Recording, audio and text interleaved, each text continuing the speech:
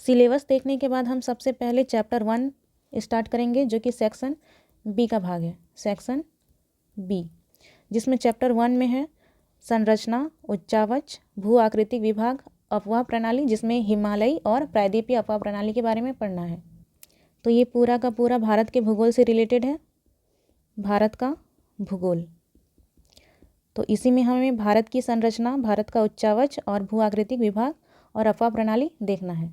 तो सबसे पहले हम क्वेश्चन 1 देखेंगे। तो ये संभावित प्रश्न है कि इस जो चैप्टर है, ये चैप्टर 1, इससे कौन कौन से क्वेश्चन बन सकते हैं। तो पहला जो क्वेश्चन है ये है, हिमालय पर्वत श्रेणी के उत्थान की व्याख्या करते हुए अनुदैर्ध्य आधार पर इसे विभाजित करें। तो पहले हमें इसमें देखना है कि हिमालय पर्वत श्रेणी का उत्थान कैसे हुआ था और इसका अनुदैर्ध्य आधार पर इसका विभाजन किस प्रकार से किया गया है। अनुदैर्ध्य आधार पर विभाजन में हम देखेंगे वृहद हिमालय, वृहद हिमालय, लघु हिमालय और शिवालिक, लघु हिमालय और शिवालिक। तो सबसे पहले आइए हम जानते हैं कि हिमालय पर्वत श्रेणी जो है इसका उत्थान किस प्रकार से हुआ है। और एक बात, अगर आपको एग्जाम में लिखना है तो बिल्कुल इसी प्रकार से लिखना है जैसा कि यहाँ पे क्वेश्चन दिया हुआ है और इसका आंसर यहाँ पे लिखा हुआ है, इसी प्रकार से आपको लिखना है। तो आइए हम देखते हैं।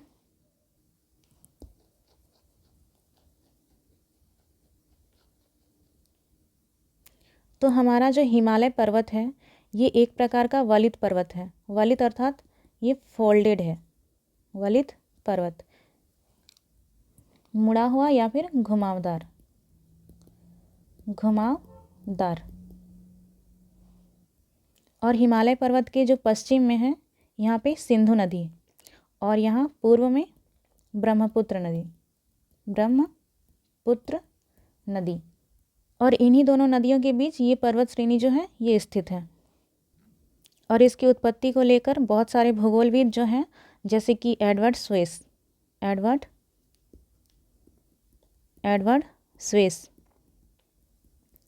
कोबर और होम्स, इनके अपने अपने अलग अलग मत हैं, लेकिन सर्वाधिक मान्य जो मत है वो है प्लेट विवर्तनिकी सिद्धांत। सर्वाधिक मान्य सिद्धांत जो है ये है प्लेट विवर्तनिकी सिद्धांत, विवर्तनिक सिद्धांत। तो इस सिद्धांत में क्या कहा जाता है, तो इसके अनुसार जो है पृथ्वी ये बहुत ही विशाल प्लेटों से निर्मित है।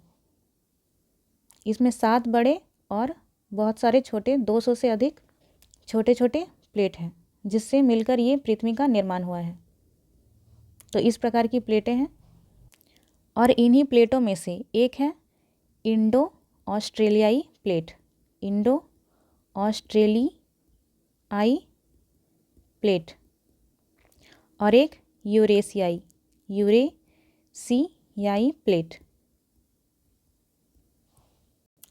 और इन्हीं दोनों प्लेटों के आपस में टक्कर से इस हिमालय पर्वत श्रेणी का निर्माण हुआ है।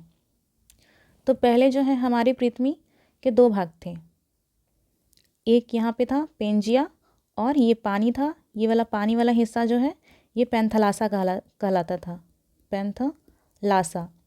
और यहाँ पे सिर्फ भूमि थी, तो ये भूमि वाला हिस्सा पेंजिया, ये पेंजिया कहलाता था। और धीरे धीरे जब ये टूटने लगा आपस में, ये भूमि वाला हिस्सा पेंजिया, तब ये बड़े बड़े 7 प्लेटों में टूटा, 7 बड़े बड़े प्लेट और 200 से अधिक छोटे छोटे प्लेट, छोटे प्लेट। और इससे पहले ये 2 भागों में विभाजित हुआ। ये मान लीजिए पृथ्वी है और ये 2 भागों में इस प्रकार से विभाजित हुआ।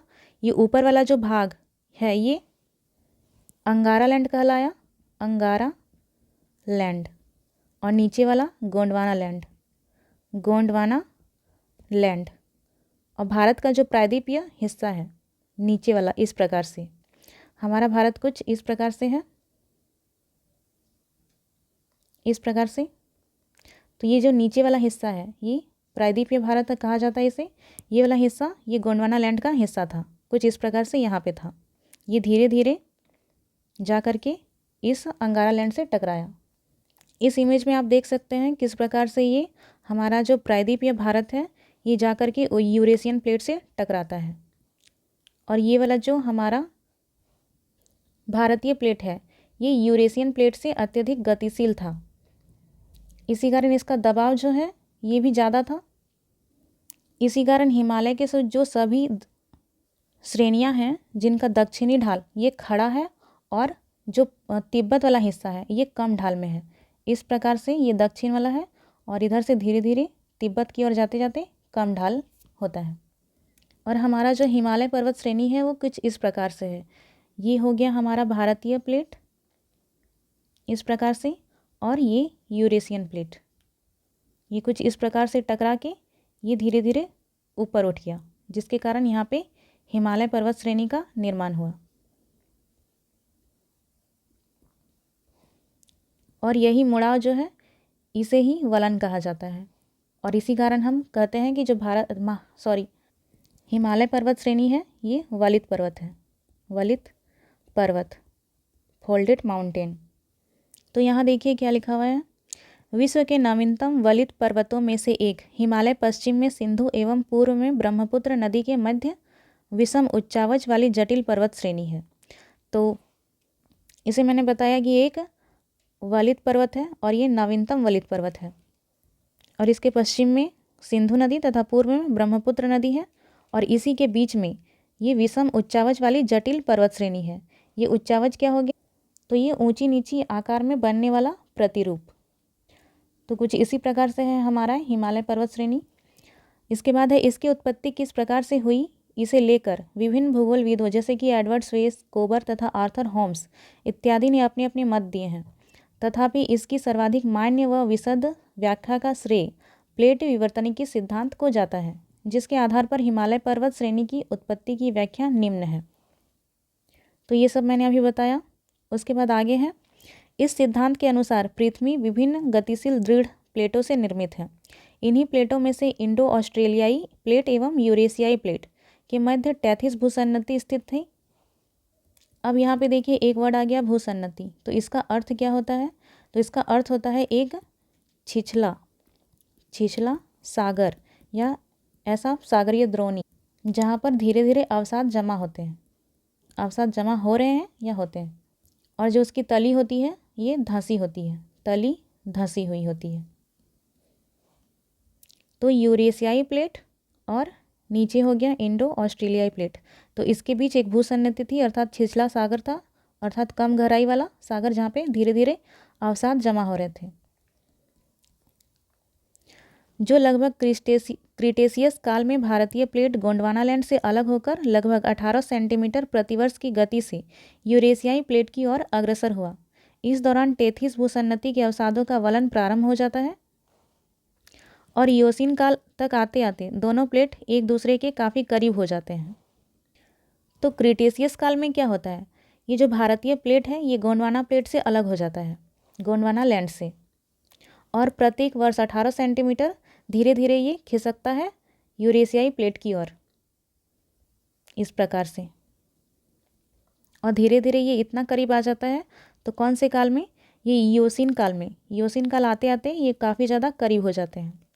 इनसे उत्पन्न संपीड़नात्मक बल के कारण टैथिस भूसन्नति के अवसादों एवं निक्षेपित भाग के उद्भर्दन से महान हिमालय पर्वत का निर्माण होता है, तथा महान हिमालय एवं यूरेशियाई भाग के बीच स्थित भ्रंश सिंधु सांगपो सीवन क्षेत्र का निर्माण करते हैं, निर्माण होता है या करते हैं, यहाँ पे छूट गया है। चूँकि भारतीय प्लेट यूरेशियाई प्लेट से ज़्यादा गतिशील थी, इसी कारण इनका दबाव संभवतः इन्हीं कारणों से हिमालय के सभी श्रेणियों का दक्षिणी ढाल खड़ा एवं तीव्र है, जबकि तिब्बत के तरफ का ढाल कम पाया जाता है। तो आप देखेंगे कि जो तिब्बत वाला क्षेत्र है ये ऊपर साइड तिब्बत वाला क्षेत्र है, तो इधर जो ढाल है ये कम है, और हिमालय के दक्षिण में अर्थात इधर ढाल ये खड़ी ढाल है, इस प्रकार से, कुछ इस प्रकार से खड़ी ढाल, और इधर ढाल कम होते जा रहा है। उसके बाद आगे है प्रारंभिक मायोसीन, यहाँ पे मायोसीन होगा। प्रारंभिक मायोसीन काल में मध्य हिमालय का निर्माण प्रारंभ हो जाता है। तो मायोसीन काल में मध्य हिमालय, तो इयोसीन काल में इयोसीन काल में महान हिमालय का निर्माण होता है और मायोसीन काल के प्रारंभ में मध्य हिमालय का निर्माण होता है। ये जो मायोसीन है, इयोसीन है, ये सभी काल हैं और ये लगभग 70 मिलियन वर्ष पूर्व का है। 70 मिलियन वर्ष पूर्व का काल। तो इयोसीन, मायोसीन, तो इयोसीन के समय महान हिमालय का निर्माण होता है और प्रारंभिक मायोसीन काल के समय मध्य हिमालय का निर्माण प्रारंभ होने लगता है। ज्ञातव्य है कि महान हिमालय के निर्माण के दौरान सिंधु या सतलज हो जाएगा, सिंधु, सतलज, ब्रह्मपुत्र जैसी पूर्ववर्ती नदियों द्वारा एवं महान हिमालय में प्रभावित नदियों के अवसादों का टैथिस भूसन्नति में निक्षेपण हो रहा था। तो जब महान हिमालय का निर्माण हो रहा था उस समय सिंधु, सतलज, ब्रह्मपुत्र ये तीनों नदी अपने बहाव के द्वारा जो अवसाद ला रही थी उनको टेथिस सागर में निक्षेपित कर रही थी, अर्थात जमा कर रही थी। तो मैंने बताया कि यूरेशियन प्लेट और यहाँ पे इंडो ऑस्ट्रेलियन प्लेट के बीच में यहाँ पे एक भूसन्नति थी जिसे टेथिस भूसन्नति कहा जाता है। इसे टेथिस सागर भी कहा जाता है, टेथिस सागर। ये क्वेश्चन पूछा भी जाता है कि इन दोनों प्लेटों के मध्य में कौन सा भाग स्थित था या फिर कौन सा क्षेत्र या कौन सा सागर स्थित था, तो टेथिस सागर। तो इसी सागर में, तो सागर के स्थान पे आप भूसन्नति भी कह सकते हैं। तो इसी भूसन्नति में महान हिमालय के दौरान सिंधु, सतलज और ब्रह्मपुत्र जैसी नदियां अपने अवसादों को इस क्षेत्र में जमा कर रही थी। तो जमा करते करते ये क्षेत्र तो पूरा भर जाता है। इसके बाद आगे है, इसके अलावा भारतीय प्लेट लगभग 5 सेंटीमीटर पर ईयर की गति से क्षेपित भी हो रही थी। तो पहले 18 सेंटीमीटर पर ईयर ये गोंडवाना लैंड से भारतीय प्लेट अलग हुई और उसके बाद धीरे धीरे जब यूरेशियन प्लेट से टकराने का समय आया तब इसकी गति धीरे धीरे कम होकर के 5 सेंटीमीटर पर ईयर हो गई, अर्थात प्रत्येक वर्ष ये 5 सेंटीमीटर खिसक रही थी और ऊपर की ओर जा रही थी। इन क्षेपण से उत्पन्न संपीड़न बल के कारण टेथिस के अवसादों का पुनः वलन हुआ, जिससे मध्य हिमालय की उत्पत्ति के साथ साथ महान हिमालय की ऊंचाई में भी वृद्धि हुई।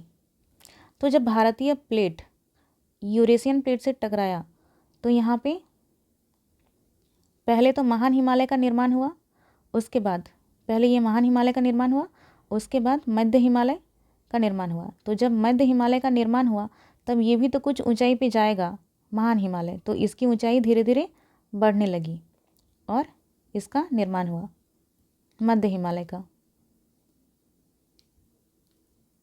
ये कुछ इस प्रकार से यहाँ हो गया मध्य हिमालय और ये महान हिमालय। आगे है वृहद हिमालय एवं लघु हिमालय के मध्य निर्मित भ्रंश रेखा मेन सेंट्रल थ्रस्ट, यहाँ पे थ्रस्ट होगा, थ्रस्ट के नाम से जानी जाती है।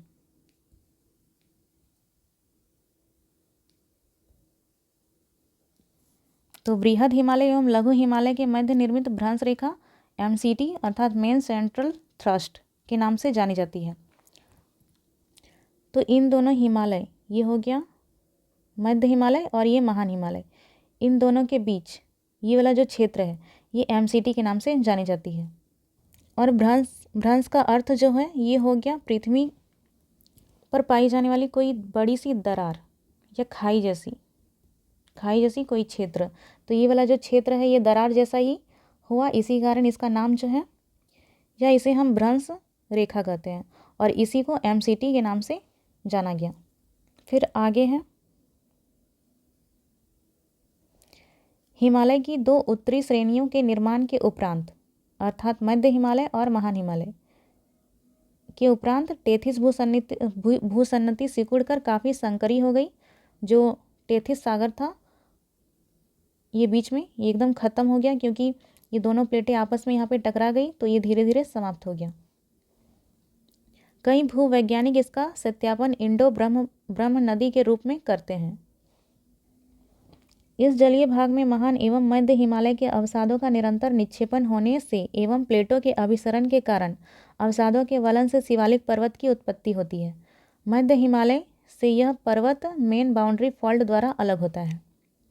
तो धीरे धीरे ये जो प्लेटें हैं इनका अभिसरण होते गया, अर्थात ये धीरे धीरे एक दूसरे को और ज़्यादा आपस में धकेलने लगी।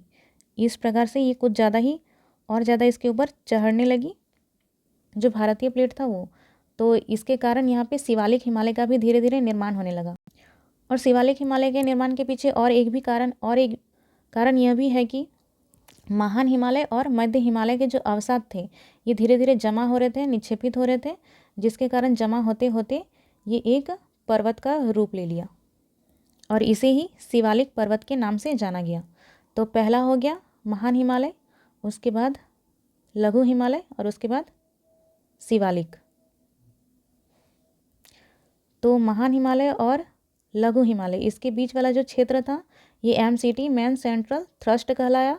और यहाँ पे मध्य हिमालय और शिवालिक के बीच का जो क्षेत्र है ये मेन बाउंड्री फॉल्ट कहलाया। उसके बाद आगे हम देखते हैं, हाल ही में भूवैज्ञानिकों ने शिवालिक के दक्षिण में एक ऐसी नवीन भ्रंश का पता लगाया है जो भविष्य में चौथी समानांतर श्रेणी के रूप में अस्तित्व में आ सकती है। तो अभी वैज्ञानिकों के द्वारा खोज जारी है जिसमें उन्होंने ये पता लगाया है कि शिवालिक के दक्षिण में अर्थात इस साइड, अगर ये हम ऐसे सीधा देखें तो यहाँ शिवालिक के दक्षिण में यहाँ पे और एक भ्रंश स्थित है जो कि भविष्य में और एक श्रेणी का निर्माण कर सकती है। तो ये हो गया हमारा हिमालय पर्वत श्रेणी के उत्थान की व्याख्या। अब हम देखेंगे इसका अनुदैर्ध्य विभाजन। तो हिमालय का अनुदैर्ध्य विभाजन,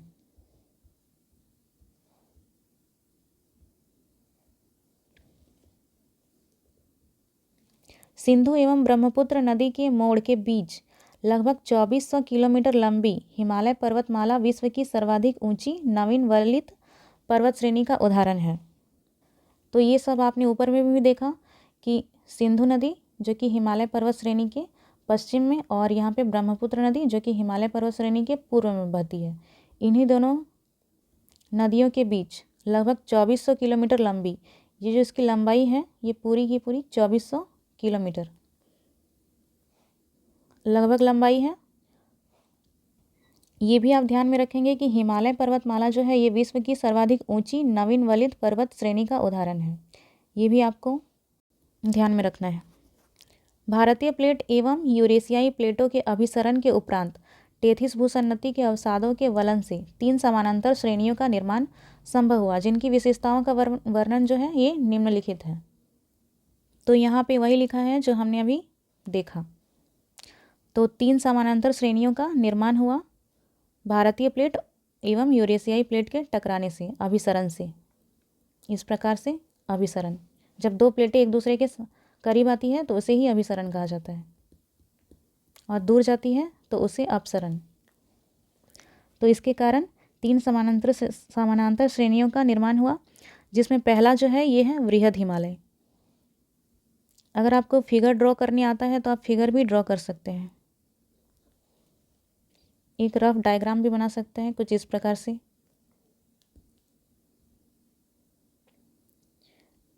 इस प्रकार से करके आप ऐसे दिखा सकते हैं। ये हो गया महान हिमालय, ये लघु हिमालय और ये शिवालिक। तो पहले हम देखेंगे वृहद हिमालय। यह हिमालय की सबसे उन्नत, ऊंची और उत्तरी श्रेणी है। तो सबसे उत्तरी श्रेणी जो है ये वृहद हिमालय है, सबसे उत्तर में स्थित है। यहाँ पे देखिए ये जो आपको दिखाई दे रहा है ये हो गया वृहद हिमालय, जिसे हिमाद्री, महान एवं मुख्य हिमालय के नाम से भी जाना जाता है। तो इसके अलग अलग नाम भी हैं, हिमाद्री, महान, मुख्य हिमालय। तो इसे हम वृहद हिमालय भी कहते हैं और हिमाद्री, महान या फिर मुख्य हिमालय।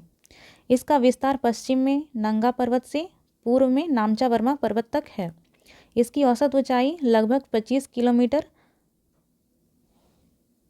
मैंने यहाँ पे ऊंचाई कह दिया, यहाँ पे औसत चौड़ाई इसकी लगभग 25 किलोमीटर एवं औसत ऊंचाई जो है ये लगभग 6000 मीटर पाई जाती है।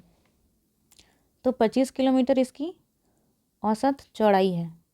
इसकी जो चौड़ाई है यहाँ पे इस प्रकार से ये 25 किलोमीटर है, ये औसत में है। और औसत ऊंचाई भी जो है ये 6000 मीटर है, 6000 मीटर। इस श्रेणी में विश्व की सर्वाधिक पर्वत चोटियाँ पाई जाती है। तो सबसे ज़्यादा जो पर्वत चोटी है ये इसी श्रेणी में पाई जाती है, वृहद हिमालय में। इस पर्वत में कई महत्वपूर्ण दर्रे हैं, जैसे कि जोजिला, बुर्जिला, बाड़ालाचला, सिपकिला, माना, नाथुला इत्यादि। इनके अलावा गंगोत्री, जेमू इत्यादि प्रमुख हिमानियाँ हैं, अर्थात ग्लेशियर, जो उत्तर भारत की नदियों के जल के प्रमुख स्रोत हैं। इनकी संरचना में बेसाल्ट, ग्रेनाइट से लेकर के कायांतरित चट्टान का असतत क्रम पाया जाता है। तो बृहद हिमालय के कुछ अन्य नाम भी हैं, जैसे हिमाद्री, महान और मुख्य हिमालय, और ये सबसे उन्नत और ऊंची और उत्तरी श्रेणी है। और इसके पूर्व में जो है ये नामचा वर्मा और पश्चिम में नंगा पर्वत। इसकी औसत चौड़ाई जो है ये 25 किलोमीटर है। इसकी औसत ऊंचाई जो है ये 6000 मीटर है, 6000 मीटर। और इस श्रेणी में विश्व की सर्वाधिक पर्वत चोटियाँ पाई जाती हैं, और इसमें कई महत्वपूर्ण दर्रे भी स्थित हैं, जैसे कि जोजिला, बुर्जिला, बाड़ालाचला, सिपकिला, माना और नाथुला। और इसमें कुछ ग्लेशियर भी पाए जाते हैं, जैसे कि गंगोत्री ग्लेशियर और जेमू ग्लेशियर। गंगोत्री ग्लेशियर से गंगा नदी और जेमू ग्लेशियर से तीस्ता नदी निकलती है। और इस पर्वत श्रेणी में बेसाल्ट, ग्रेनाइट और कायांतरित चट्टानों का असतत क्रम पाया जाता है। अब हम आगे देखेंगे लघु हिमालय। लघु हिमालय वृहद हिमालय के दक्षिण MCT मेन सेंट्रल थ्रस्ट में विभक्त श्रेणी लघु हिमालय श्रेणी कहलाती है, जो पश्चिम से पूर्व वृहद हिमालय के समानांतर सतत श्रेणी के रूप में विस्तृत है। तो जो लघु हिमालय है ये वृहद हिमालय से MCT लाइन के द्वारा अलग होती है। ये हो गया लघु हिमालय, ये हो गया वृहद हिमालय। इसके मध्य का जो भाग है ये MCT मेन सेंट्रल थ्रस्ट कहलाता है। और ये जो लघु हिमालय है ये महान हिमालय के ही समानांतर है। इस श्रेणी की औसतन चौड़ाई लगभग 60 किलोमीटर है। तो देखिए महान हिमालय की जो चौड़ाई थी ये 25 किलोमीटर थी, और इसकी जो चौड़ाई है ये लगभग 60 किलोमीटर है, तथा औसत ऊंचाई 3000 मीटर से 4500 मीटर पाई जाती है। तो इसकी जो ऊंचाई है ये 3000 मीटर से 4500 मीटर ये लगभग पाई जाती है। इसे कई विभिन्न क्षेत्रों में अलग अलग नामों से भी जाना जाता है, जैसे पीर पंचाल श्रेणी, धौलाधार श्रेणी, मसूरी श्रेणी, महाभारत श्रेणी, दार्जिलिंग श्रेणी इत्यादि। तो आपसे ये भी पूछा जाता है कि महाभारत श्रेणी का विस्तार कहाँ है, तो ये नेपाल में है। तो ये जो लघु पर्वत श्रेणी है लघु हिमालय, तो इसे अलग अलग क्षेत्रों में अलग अलग नामों से जाना जाता है, जैसे कि जम्मू कश्मीर में पीर पंचाल श्रेणी, फिर उत्तराखंड में मसूरी श्रेणी, उसके बाद नेपाल में महाभारत श्रेणी, फिर पश्चिम बंगाल में दार्जिलिंग श्रेणी इत्यादि के नाम से जाना जाता है। इस श्रेणी में कश्मीर घाटी, काठमांडू एवं पाखड़ा की प्रसिद्ध घाटी पाई जाती है, जिसमें कई स्वास्थ्यवर्धक पर्यटक स्थल भी स्थित हैं। इस श्रेणी में शीतोष्ण कटिबंधीय सदाबहार वन भी पाए जाते हैं। तो देखिए हमारा भारत जो है वो कुछ इस प्रकार से है, और यहाँ से इसके मध्य से कर्क रेखा गुजरती है। तो कर्क रेखा और मकर रेखा के जो बीच वाला क्षेत्र है ये उष्ण कटिबंधीय क्षेत्र कहलाता है, ये वाला क्षेत्र। और इसके ऊपर जो क्षेत्र है ये शीतोष्ण क्षेत्र कहलाता है। तो जो लघु हिमालय है इसका जो विस्तार है ये इधर शीतोष्ण क्षेत्र में ही है, जिसके कारण इस श्रेणी में शीतोष्ण कटिबंधीय सदाबहार वन पाए जाते हैं। इसके अलावा इनके ढालों के सहारे कई चारागाह क्षेत्र भी विकसित हुए हैं, जिसे मर्ग या फिर बुग्याल के नाम से जाना जाता है। मर्ग या बुग्याल। मर्ग में हो गया सोनमर्ग, गुलमर्ग इत्यादि। तो एक बार हम इसे फिर से देख लेते हैं। तो लघु हिमालय जो है ये महान हिमालय से MCT लाइन के द्वारा अलग होती है, और ये वृहद हिमालय अर्थात महान हिमालय के समानांतर ही स्थित है। और इसकी औसतन जो चौड़ाई है ये 60 किलोमीटर है, और औसतन ऊंचाई जो है ये 3000 से 4500 मीटर के बीच है। और इसे कई विभिन्न क्षेत्रों में अलग अलग नामों से जाना जाता है, जैसे कि पीर पंजाल श्रेणी हो गया, धौलाधार श्रेणी, मसूरी श्रेणी, महाभारत श्रेणी, दार्जिलिंग श्रेणी इत्यादि। और इस श्रेणी में कश्मीर घाटी, काठमांडू और पाखड़ा प्रसिद्ध घाटी पाई जाती है। और कुछ स्वास्थ्यवर्धक पर्यटक स्थल भी स्थित हैं और यहाँ पे शीतोष्ण कटिबंधीय सदाबहार वन भी पाए जाते हैं। और कुछ चारागाह क्षेत्र भी विकसित हुए हैं ढालों के सहारे, जिन्हें मर्ग या फिर बुग्याल के नाम से जाना जाता है, जिसमें कुछ है सोनमर्ग और गुलमर्ग। अब हम आगे देखेंगे, तीसरा जो है ये शिवालिक है। तो शिवालिक लघु हिमालय के दक्षिण में mains boundary fault MBF main boundary fault के द्वारा विभक्त श्रेणी शिवालिक श्रेणी कही जाती है। यह श्रेणी उपर्युक्त दोनों श्रेणियों की तुलना में सतत क्रम में नहीं पाए जाते हैं, अर्थात जो शिवालिक है ये लगातार नहीं है, ये कहीं है तो कहीं नहीं है। यहाँ से समझिए, देखिए ये हो गया महान हिमालय, ये वाला जो हो गया ये महान हिमालय, ये एकदम लगातार है। उसके बाद यहाँ पे लघु हिमालय, ये भी कुछ लगातार ही है, जबकि ये जो शिवालिक है ये इस प्रकार से कहीं कहीं आपको दिखाई दे रही होगी और कहीं कहीं इसका है ही नहीं, इसका विस्तार जो है ये सब जगह नहीं है। देखिए यहाँ पे है और इधर पूर्वोत्तर भारत में है। तो यहाँ पे वही लिखा हुआ है कि यह जो श्रेणी है ये उपर्युक्त दोनों श्रेणियों अर्थात महान एवं लघु हिमालय के तुलना में सतत क्रम में नहीं पाई जाती है। इसका विस्तार पंजाब के पोटवार बेसिन से आरंभ होकर असम तक स्थित है, जिसमें तीस्ता एवं रायडक, ये जो कि पश्चिम बंगाल में है, रायडक टी बागान है, तो जिसमें तीस्ता एवं रायडक के बीच यह श्रेणी लुप्त हो जाती है। इसकी औसत चौड़ाई जो है ये 15 से 20 किलोमीटर है। ये शिवालिक हो गया, तो इसकी जो औसत चौड़ाई है ये 15 से 20 किलोमीटर है तथा औसत ऊंचाई जो है ये 1000 से 1200 मीटर पाई जाती है। इस श्रेणी की संरचना में बलवा पत्थर, गोलास्म, सिल्ट, चीका जैसे पदार्थों की बहुलता पाई जाती है। लघु एवं शिवालिक के मध्य स्थित लंबवत घाटियों को पश्चिम में दून तथा पूर्व में द्वार कहा जाता है। तो जैसे कि देहरादून, ये सब आप एक दो बार देख लेंगे तो आपको याद हो जाएगा। उसके बाद आगे है, इस श्रेणी को भी क्षेत्रीय आधार पर कई नामों से जाना जाता है, जैसे जम्मू पहाड़ियाँ, नेपाल, सोमेश्वर पहाड़ी, मिसमी, अबीर इत्यादि। यह श्रेणी घने उष्ण कटिबंधीय आर्द्र पर्णपाती वनों से ढकी हुई है। तो शिवालिक का जो विस्तार है ये थोड़ा सा कर्क रेखा के पास आ जाता है, जिसके कारण हम इसे लगभग उष्ण कटिबंधीय क्षेत्र ही कहते हैं। इसी कारण से यहाँ पे उष्ण कटिबंधीय आर्द्र पर्णपाती वन पाए जाते हैं। तो एक बार हम फिर से इसे देख लेते हैं शिवालिक को। तो शिवालिक जो है ये लघु हिमालय से मेन बाउंड्री फॉल्ट के द्वारा अलग होती है और ये महान हिमालय एवं लघु हिमालय के जैसा विस्तारित नहीं है। इसका विस्तार पंजाब के पोटवार बेसिन से आरंभ होकर के असम तक है और जिसमें तीस्ता एवं रायडक के बीच यह श्रेणी लुप्त हो जाती है। यहाँ पे इस श्रेणी का विस्तार आपको नहीं देखने को मिलेगा। इसकी औसत चौड़ाई जो है ये 15 से 20 किलोमीटर है और महान हिमालय की जो औसत चौड़ाई थी ये कितनी थी, तो ये 25 किलोमीटर थी, 25।